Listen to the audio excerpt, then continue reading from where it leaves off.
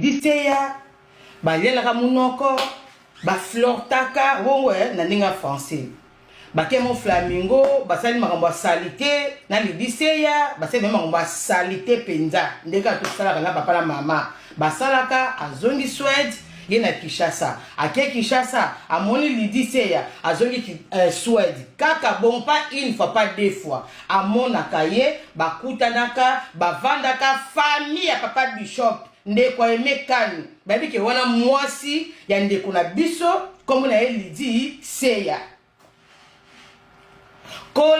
kolamuka bite pour la sécurité ya mwasi nanga aza mwasi kitoko pour na perdre yete na ba garçon Kisasa abimisi mbongo 1 2 3 YouTube boyetenga na bino ba j'aime s'il vous plaît YouTube boleka bata TikTok bazo pile bino quand on a 100 cas de tapotage na TikTok YouTube on même na 300 j'aime na c'est titre bo pile bango dans la concurrence TikTok na YouTube bo pile bango na ba j'aime na c'est titre tapotage kuna TikTok et matamakasi Monique Arzela mon maman habité pour ko sécuriser moi sinanga na bisambongo na la moi sinangai de quoi za na Suède na sa ba dimanche à voyage et bon moi sinanga amata à rejoindre ngai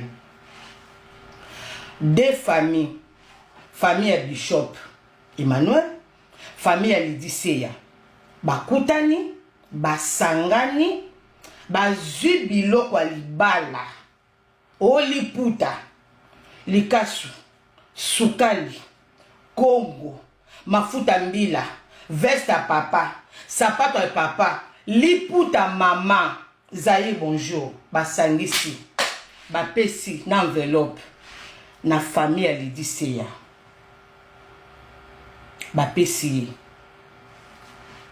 abali mwasi na ye lokwaza kana Suède alobite lokona abali mwasi nanga akotika na famille na bango te akomi mwasi nanga akomi bor na ngai nazo zoye est-ce qu'on vanda na histoire na famille na biso pour la sécurité ya mwasi nanga balongoli Lidiseya na famille na bango rin akina famille ba Bishop et papa frère Emekano akomi kovanda kona tobiki Emekano akutana na ba pasteur na ba chanteur ya mibali ya basi kaka ndenge zela boyoka bien Lidiseya longo na ndako na bango babali qui kovanda et pas nani et pas papa Emekano qui est le grand frère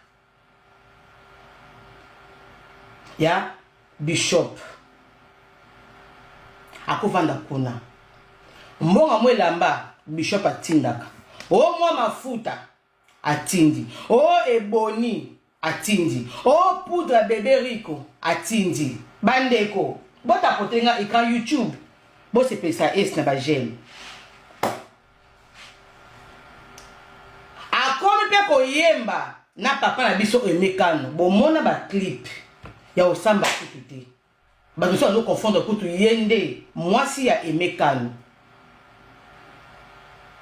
mais qui moi ça Emekano parce que bobi quand tu bien va commentaire elle dit c'est oh wapi oh moi c'est Emekano parce que abandé ko vanda kuna abandé ko yemba naye le ko to yemba kitindo ndaki mwasi ya leki na yeki papa na biso Bishop Emmanuel bota côté la famille tous les 400 cas de tapotage YouTube to pile TikTok papa pe Bishop afana wapi na Suède moko kiti amoni mwasi ne mwa magoda makambo sanité azongi atanda akangisa mo ba papier ba démarche ninges la kobiki makozwa visa na pas facile ba démarche ninges la ka po mwasi alanda ye na Suède papa Emekano pina ndako na ye ba frère bayaka ba chanteur ba pasteur kaka ndenge ezalaka bandeko bish nani pasteur oyo comme lipasa oyo mukonja ba chel mukonja basa vitrine mitakala te ba faire vitrine bo ba kenda sango na bona poto ba nguzo ba makambo itali bango te ba fitu ya talon ya Kinshasa bana lingwala ba yebi bana ba romba yebi ba faire ville ba yebi mitakala te ba faire vitrine ya Belgique ya Kinshasa de mapasa oyo kope na bango na basa mikolo bakugar wana mbongo alingi yo wana mbongo alingi yo ozo comprendre tokei pasteur oyo ayebi ke sœur Lydie aza mwasi ya leki ya emekani pasteur akendaka na ndako wana amonaka mpe sœur Lydie baprésenta ye mpe non mwasi petit frère na ngai azaka na Suède boye na boye zongisa papa oyo amonaka ye ayebi ke oyo mwasi ya petit frère ya emekani pasteur oyo amonaka frère oyo amonaka pasteur ekobise oyo amonaka bana mama ye pa yebi ke ngai avandi ya mwasi libala ye kokutana na emekanu basala makambo na bango botapote siflo ya pa bosololaka ndenge ezalaka bandeko makambo bato nokozokauka nde makambo na ngai me makambo ya bato nokozokauka nga boye na vie privé ya bato ese name ya mwa mai pardon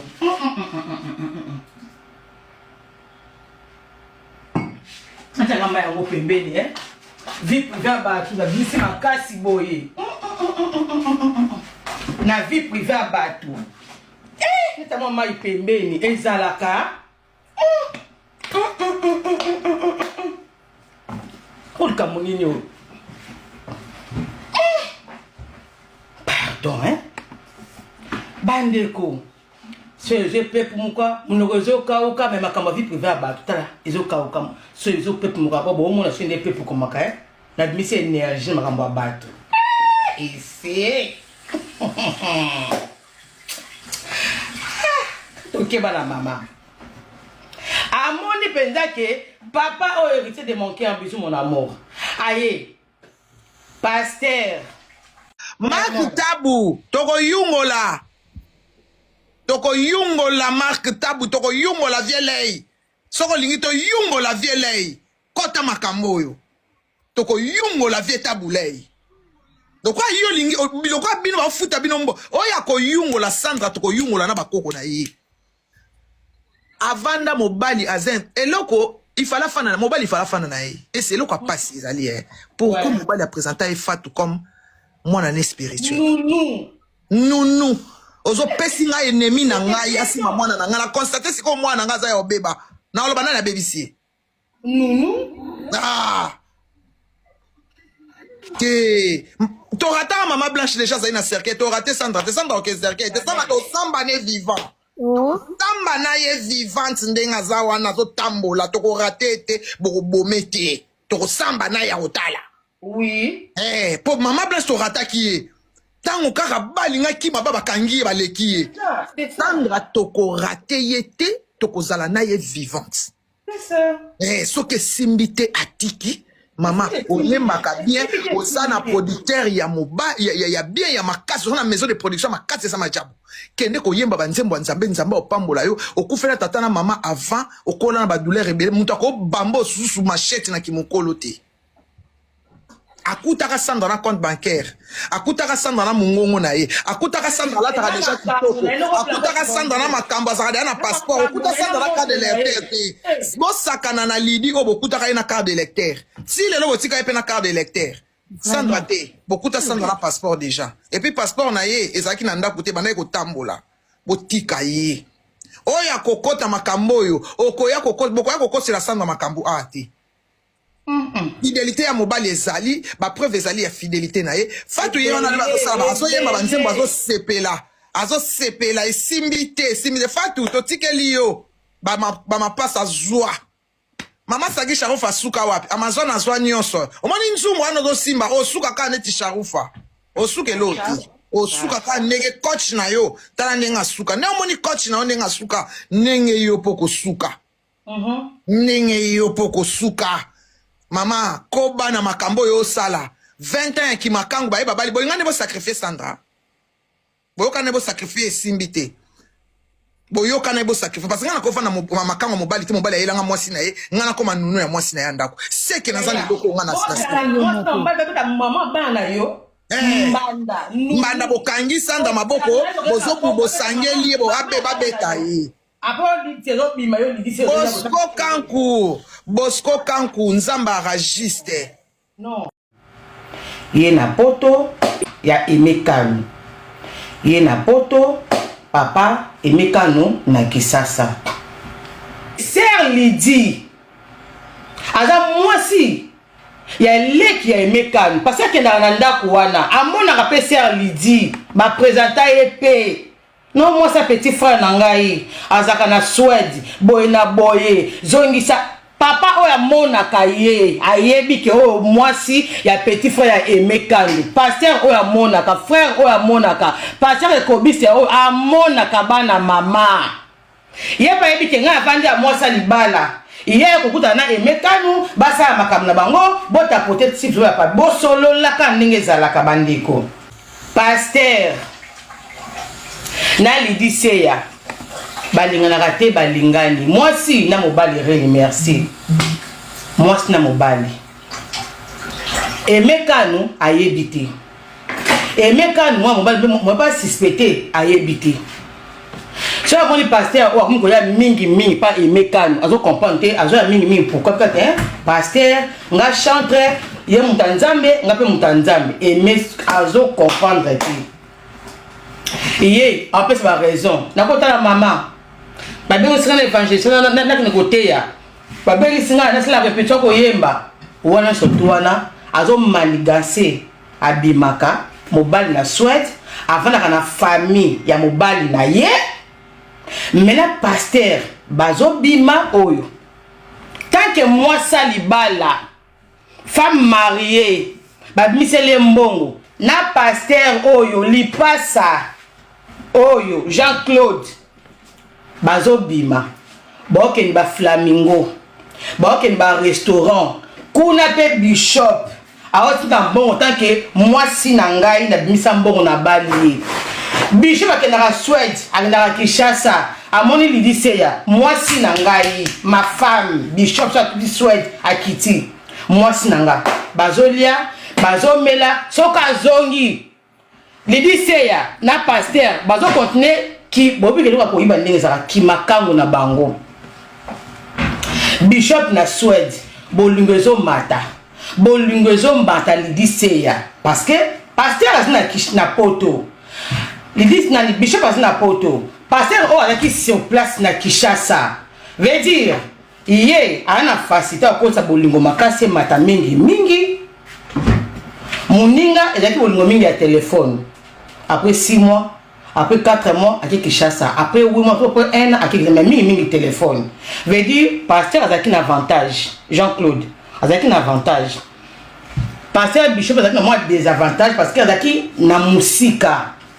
En plus, on doit koyiba. Ezaka bolingo makasi. Et on a zalaka vana bala. Et on doit tromper le camp, on a mususu wana ya na bine bolingo koyiba zalaka. Sukali guna guya ya mais moi ça libala bandeko pasteur azo papa Bishop azo bunda malembe ba démarche akota mikanda pour moi sinaye amata poto kaka ndenge zalaka petit frère propre muchopo mama ya Emekanu ye na poto papa Emekanu na Kisasa. Sœur Lydie aza mwasi ya leki ya Emekanu parce que na ndako wana amona ka Sœur Lydie ba présenta EP.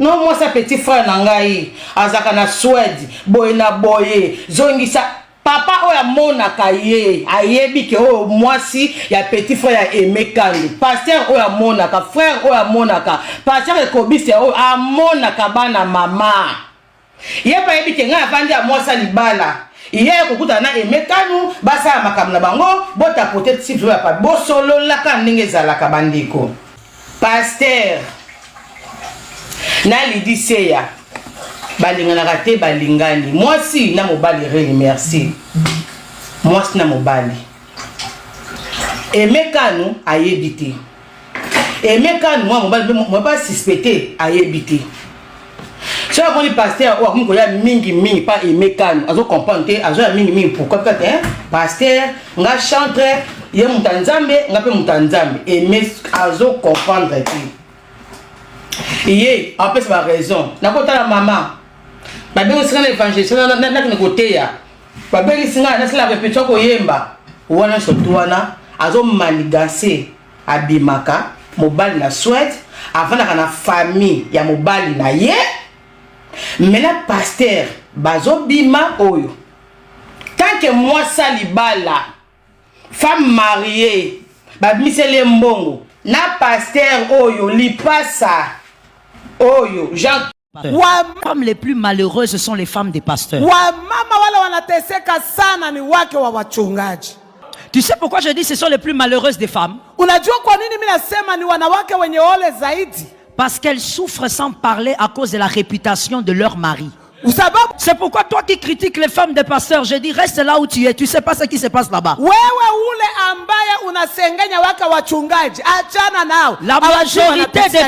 La majorité des pasteurs sont amoureux des fidèles plutôt que de leurs femmes.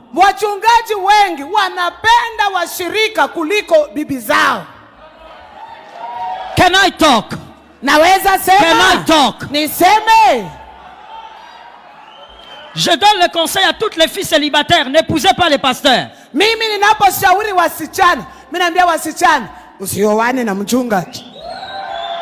Si on ne t'avait pas dit, moi, le pasteur Joël, je choque souvent les gens. Les femmes les plus malheureuses sont les femmes des pasteurs. Tu sais pourquoi je dis ce sont les plus malheureuses des femmes? Parce qu'elles souffrent sans parler à cause de la réputation de leur mari. C'est pourquoi toi qui es terre, conseil gratuit, prophète, fuis, pasteur, fuis, évangéliste, fuis, apôtre, fuis. Nyinyi wasichana ambaye hamujaoleka, ukiona mchungaji toroka, ukiona nabii toroka, ukiona apostol toroka, ukiona mwinjilisti toroka, toroka encore, toroka, toroka toujours. Timua. Parce que la vérité c'est ça. Et toutes les célibataires, conseil gratuit. La destinée n'est pas une blague. Le mariage tue. La destinée n'est pas une blague. Moi, je peux te le dire du haut de cette chair, en assumant ce que je dis. Mon frère, avec la destinée que moi j'ai découverte plus tard dans ma vie, quand je dis plus tard, c'est-à-dire après mes 16 ans, si j'avais épousé un homme mauvais, je ne serais jamais devenue la femme que je suis. Ne joue pas avec la destinée. Ne joue pas avec ça. Il n'est pas le meilleur de tous. Il a ses erreurs. Certains d'ailleurs, ça ne partira jamais. Il mourra avec. Mais au moins, c'est la personne que j'ai rencontrée qui m'a permise d'être la femme que je devais être. Toi, tu prends ça à la légère. Tellement à la légère, cette génération pourrie. Tellement à la légère. Tu causes bien avec quelqu'un, c'est fini. Ça doit être lui. Parce qu'on cause bien. Parce qu'on rit bien. Tu crois que la destinée est une affaire d'humour? Can I talk about it? Tu crois que la destinée c'est une affaire d'humour? Tu dois épouser un lui de finesse. Tu crois que c'est ça la destinée? La destinée c'est de trouver quelqu'un qui te fait rire du matin au soir. Non, je l'ai rencontré à l'église. Moi je t'avais dit épouse seulement quelqu'un ici. Tu ne dois pas choisir une femme. Rencontre-la. Tu ne dois pas choisir un homme. Rencontre l'homme que Dieu a choisi. C'est Dieu qui choisit. Toi, tu rencontres. Un amour ne se cache pas dans le cœur, ça se démontre. Il faut arrêter de dire non, mon cœur là, je l'aime. Dans les cœurs là, il y a beaucoup d'amour. Il sait. Non. Tu risques de perdre le bénéfice de cette relation-là. Lorsqu'on aime quelqu'un, on prouve avec les œuvres qu'on l'aime. Toi qui l'as dit, ça tombe sur toi. Et que Dieu te donne des personnes qui seront capables de démontrer l'amour. Lorsqu'on aime un homme, on démontre.